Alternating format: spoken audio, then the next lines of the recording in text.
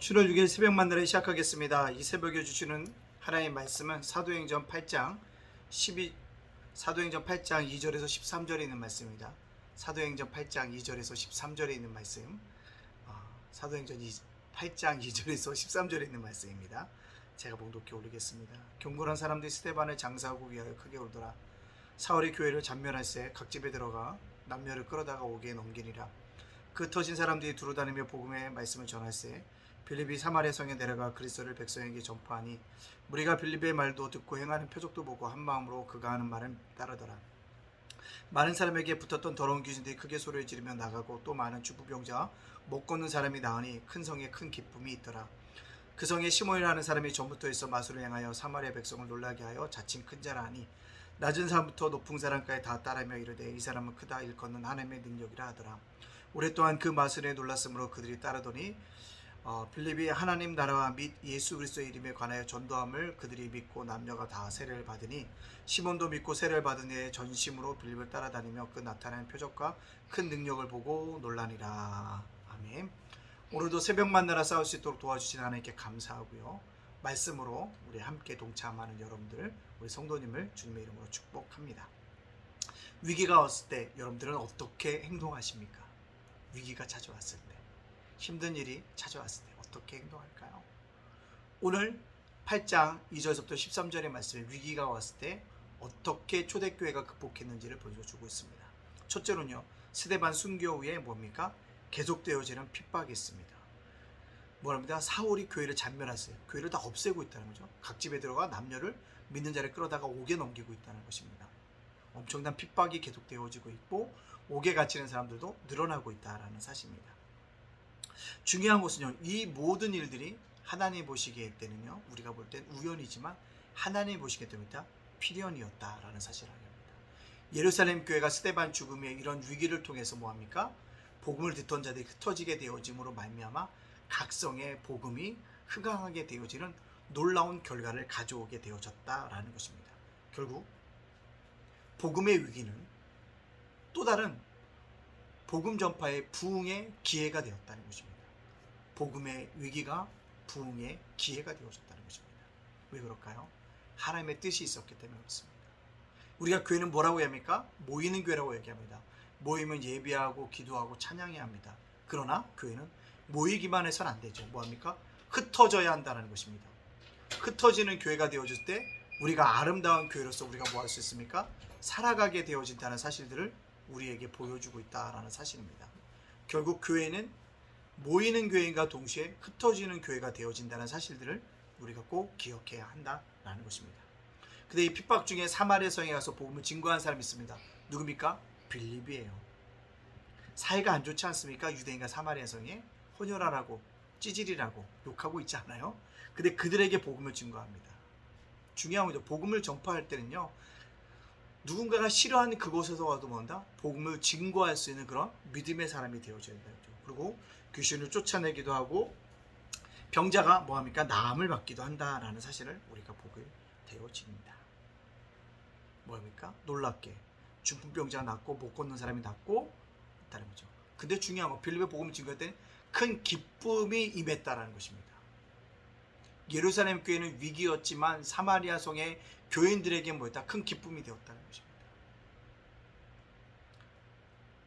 복음의 위기가 부흥의 기회가 되어서 기쁨이 넘쳐났다는 것입니다. 우리들 안에도 뭐예요? 이 복음을 전파하는 이 기쁨이 있어야 합니다. 어제 수요 자녀를 위한 기도회한 후 전화했습니다. 건빵을 전도했어요. 받는 사람들 표정이 좋습니다. 감사하다고 받습니다. 건빵을 하나 주지만 그리스도의 사랑을 담고 복음을 담아 드리는 것입니다. 그들이 예수를 통해서 영접할 수 있도록 하는 것입니다. 어떤 사람은 노방전도가 필요 없다고 하지만요, 아니에요. 노방전도가 접촉점이 되어집니다. 여러 번 만나면요, 복음을 전달할 수가 있고요. 여러 번 만나니까 뭐예요? 친밀하게 대화하면서 복음을 증거할 수 있다는 것입니다. 그럴 때 큰 기쁨이 임했던 것처럼 분명히 큰 기쁨의 소식이 우리들에게 임하게 되어줄 줄로 믿습니다. 또 사마리아 성에 마술사 시몬이 있습니다. 모든 사람이 인정받은 사람 아닙니까? 큰 자라고 거론받았던 사람이다. 그가 복음을 듣고 받아들인다는 것입니다. 예수 그리스도를 뭐합니까? 믿고 전심으로 그를 쫓아다니고 있다는 것입니다. 근데 놀라운 거죠. 그 나타난 표정과 큰 능력을 보고 놀랐다는 것입니다. 여러분들, 예수를 믿는 것은요, 말씀을 보고 믿어야죠. 능력과 표적을 보고 믿어서는 안 된다는 것입니다. 물론 그것이 복음으로 인도하는 기회가 될지 모르지만, 디딤돌이 될지 모르겠지만, 말씀이 세워져야지만 진정으로 뭐합니까? 그가 크리스찬으로 살아갈 수 있다는 거죠.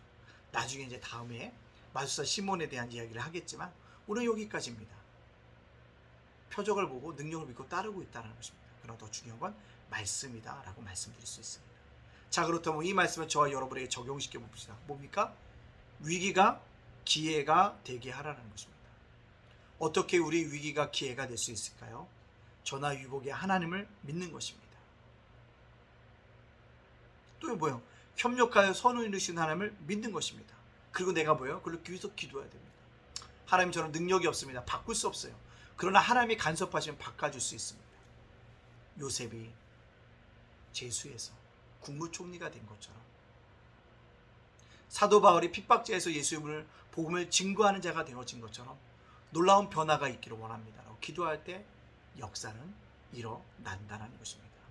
따라서 우리가 뭐 해야 되면, 위기의 순간에 현실에 낭망하지 말고 하나님께 부르짖자는 것입니다. 하나님께 기도하자는 것입니다. 뭐라고요? 전화위복의 하나님의 역사가, 오늘 이곳의 은혜가 임하여 지기를 간절히 기도합시다. 물론 그 기도가 응답되지 않더라도 하나님께서 그 위기의 순간을 극복할 수 있도록 힘과 능력을 저와 여러분에게 폭포수와 같이 부어주실 줄로 믿습니다. 그것을 바라보면서 오늘도 믿음의 주인이신 주님과 함께 걸어갈 수 있는 저와 여러분이 되어지기를 간절히 소원합니다. 여러분, 주님은 위기를 기회로 바꾸시는 분입니다. 그 하나님을 믿고 간구하고 전화위복의 하나님께 간구할 수 있는 믿음의 백성들 다 되어주시기를 주님의 이름으로 축복합니다. 아멘. 기도합니다. 사랑의 하나님, 감사합니다. 어제 장마 속에서도 지켜주시다가 귀한 햇빛들을 우리에게 허락하여 주시니 감사합니다. 우리 인생에 장마도 오고 햇빛도 오는 걸 기억하며, 장마 때는 하나님 앞에 묵묵히 기도하게 해주시고, 햇볕을 때는 찬양할 수 있는 믿음의 사람이 되어져서 위기가 기회로 바꿔지는 전화위복의 역사를 경험할 수 있도록 인도하여 주옵소서. 하나님의 간섭하심과 섭리하심과 강력한 능력이 나타날 수 있도록 간구하는 믿음의 백성들로 살아갈 수 있도록 인도하여 주시옵소서. 주님, 오늘 빌립이 놀랍게 복음을 증거했습니다. 그래도 큰 성의 기쁨이 있는 것처럼 우리가 복음을 증거하는 게 다른 사람에게 큰 기쁨이 되어짐을 기억하고, 복음을 증거할 수 있는 믿음의 사람들 다 되어질 수 있도록 축복하여 주시옵소서. 주님, 오늘 사랑하는 우리 성도들을, 자녀들을 가정과 생업과 일터와 사업장을 굳건하게 지켜주시고 보호하여 주시고 인도하여 주시고 함께 동행하여 주시옵소서. 예담교회 예담제가 목사다 예담장원도서관 윤수인 목사님과 아버지 하나님, 저희 가정을 지켜주시옵소서. 날마다 하나님께 우리가 동행할 줄로 믿고 예수님의 이름으로 축복하며 기도합니다. 아멘.